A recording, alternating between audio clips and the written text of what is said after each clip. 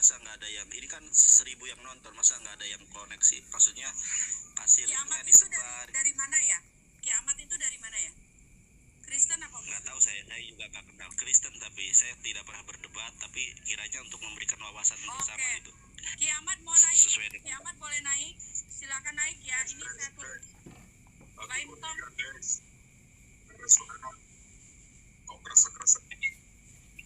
Mbak Imtong ini Muslim, Kak Ica turunkan saja Kak Ica. Oke, baik. Muslim turunkan saja, yang Kristen aja. Ini mungkin nggak ada yang naik, kenapa ya? Nggak, saya juga kurang paham.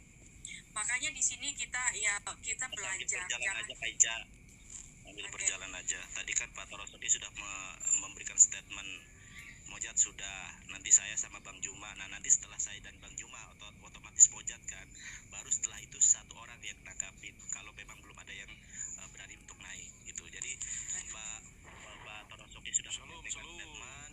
Oh ini kiamat ini oke. Lihat cetak ini Kristen ini. Baik. Ya, saya kafirun. Saya Kristen. Oke, baik. Kita lanjut lagi ya, Bang Yonatan sama Bang Juma ya. Ya, silakan. Saya posisi ini kan di jalan ini Kak. Jadi saya sambil dengerin ya. Oke, silakan Mas Nandar dan Ustadz saya nih, Bang Suma nih. Bisa di ini nggak Bang? Nanti di jalan nanti bahaya. Bisa ini nggak? Ya, saya usahakan aman, Mbak.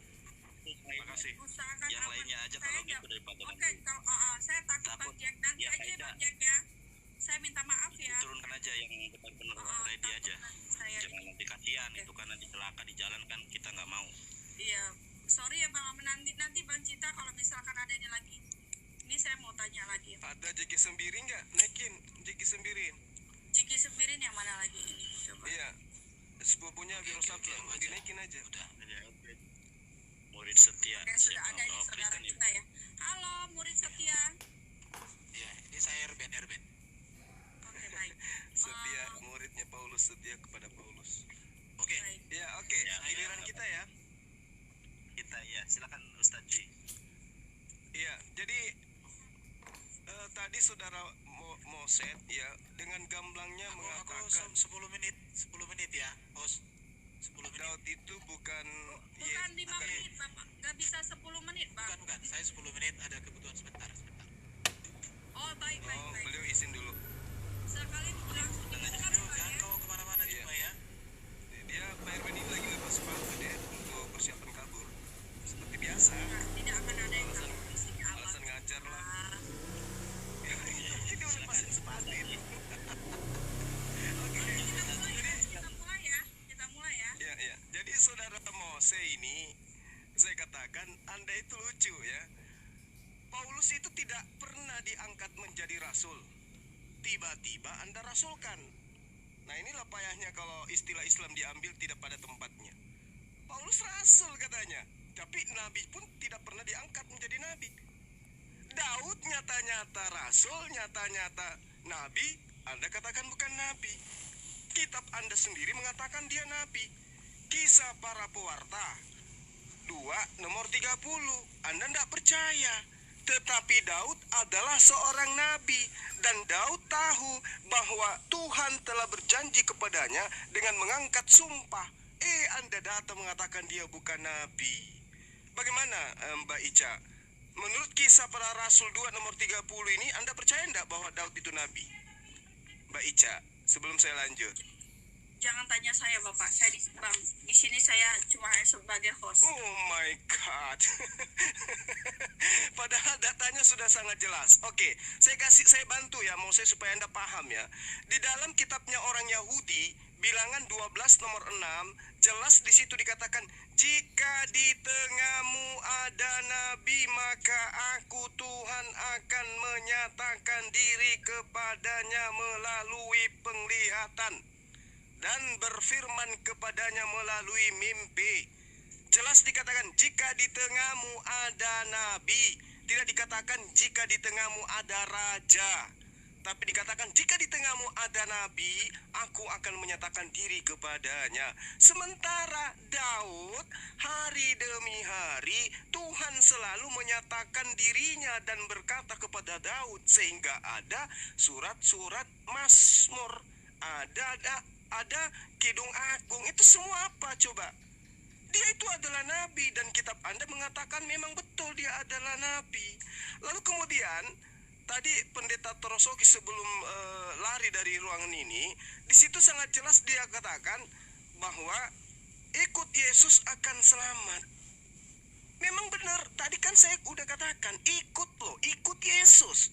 Berarti ikut apa yang Yesus lakukan. Yesus mengatakan, jika engkau percaya kepadaku, engkau juga akan melakukan pekerjaan-pekerjaan yang aku lakukan. Itu sudah sangat jelas itu. Sementara ketika Anda mengatakan ikut Yesus akan selamat, maka saya katakan kalau mau selamat jangan menyembah Yesus. Kalau Anda mengatakan di Kristen itu ada keselamatan, ingat Matius 7 nomor 21 nomor 23, Kristen itu muatan ajarannya adalah menyembah kepada Yesus. Sementara keselamatan itu adalah mengikuti perintah-perintah Tuhan. Yesus mengatakan tidak semua orang yang menyeru kepadaku Tuhan, Tuhan akan masuk ke dalam kerajaan Tuhan. Lalu dikatakan, bukankah kami telah bernubuat, mengusir setan, bermujizat demi namamu? Apa kata Yesus di sana? Enyahlah engkau daripadaku, engkau semua adalah pembuat kejahatan. Siapa pembuat kejahatan ini? Yang menyebut Yesus Tuhan, yang bermujizat, mengusir setan, bernubuat dengan nama Yesus. Kemana orang yang dikatakan Yesus ini sebagai penjahat? Baca Matius 13 nomor 20. Semua penjahat akan dilemparkan ke dalam neraka. Nah, Yesus mengatakan engkau adalah pembuat kejahatan. Siapa pembuat kejahatan ini? Yang memanggil Yesus dengan panggilan Tuhan. Siapa yang memanggil Yesus dengan panggilan Tuhan? Ya Kristen. Kristen yang memanggil Yesus dengan panggilan Tuhan. Maka Yesus mengatakan kalian semua adalah pembuat kejahatan. Kemana dilemparkan pembuat kejahatan ini? Baca Matius 13 nomor 50. Pembuat kejahatan semuanya akan dilempar ke neraka. Markus 9 nomor 49. Semua orang akan dilemparkan ke dalam api neraka. Ingat Galatia 2 nomor 14 ya. Galatia 2 nomor 14. Di situ dikatakan Kristen itu memang sebutan kafir. Yehezkiel 44 nomor 9, orang yang tidak bersunat pun tidak boleh masuk ke dalam bait suci karena mereka najis, mereka dianggap hidup secara kafir.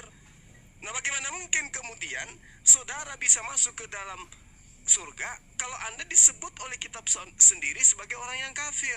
Orang kafir itu diantaranya tidak bersunat. Orang-orang kafir jangankan masuk surga, masuk ke dalam bait suci aja nggak boleh. Yehezkiel 44 nomor 9, nggak boleh masuk ke rumah ibadah. Rumah ibadahnya orang Yahudi, orang yang tidak bersunat, karena mereka adalah orang kafir. Lalu kemudian saudara Mose mengatakan kudus itu bukan suci. Aduh, belajar dulu bang. Saya nggak enak kalau Anda mengatakan kudus itu bukan suci. Belajar dulu. Silakan Dinda Nathan. Terima kasih Guru Dajuma, Masya Allah, Barakallah. Kak Ica, mohon dibesarkan layar saya karena saya tidak mau berasumsi seperti teman-teman dari saudara kita Kristen ya, berasumsi terus. Mojat tadi berasumsi.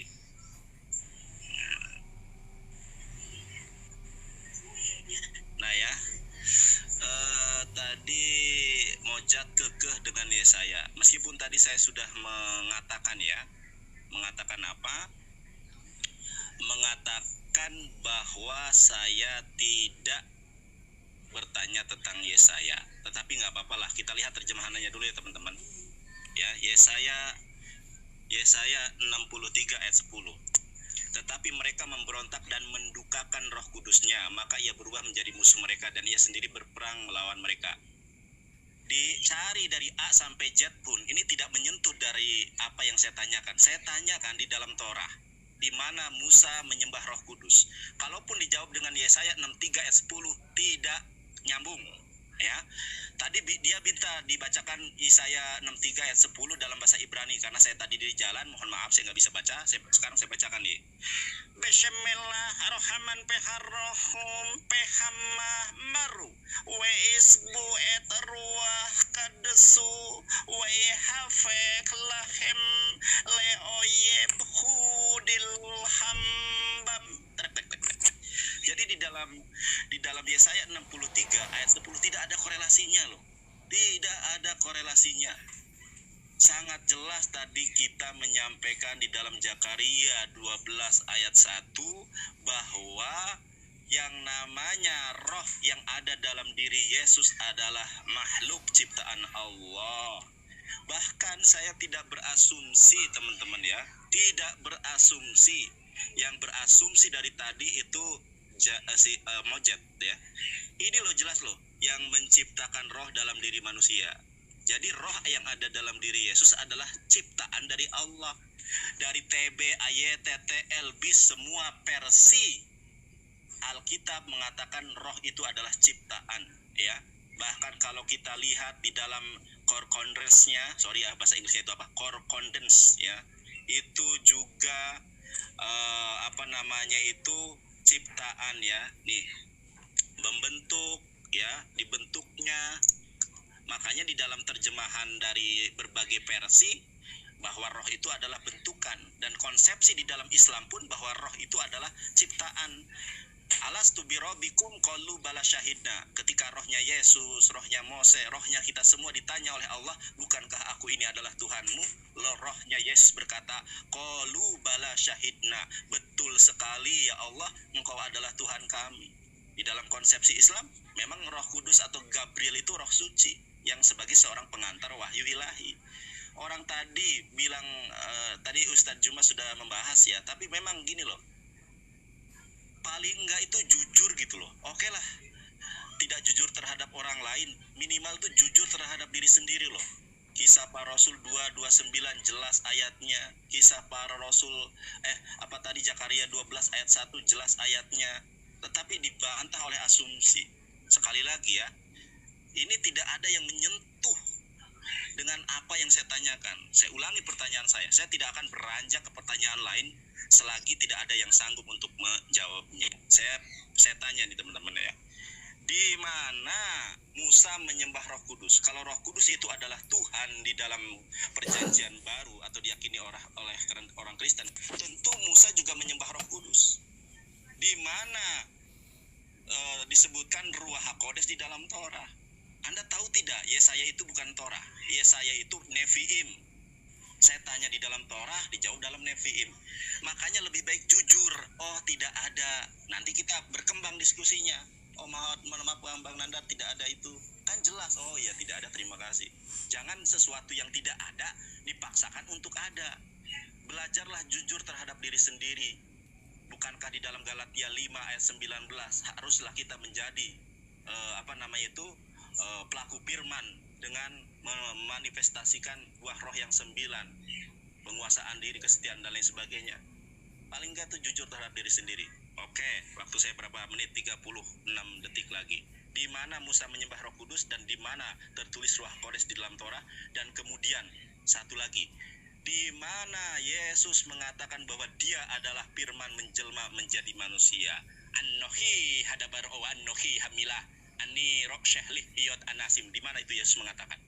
Karena Yesus di dalam Gospel Yohanes 17 ayat ke-8, dia sang penerima firman. Begitu pula di dalam kamus Alkitab halaman 168, dia itu adalah nabi. Matius 21 ayat 11, inilah Nabi Yesus dari Nazaret. Paudaraba hamon todot yakrim yakulab. Oke, waktu sudah mau habis. Oke, waktu habis.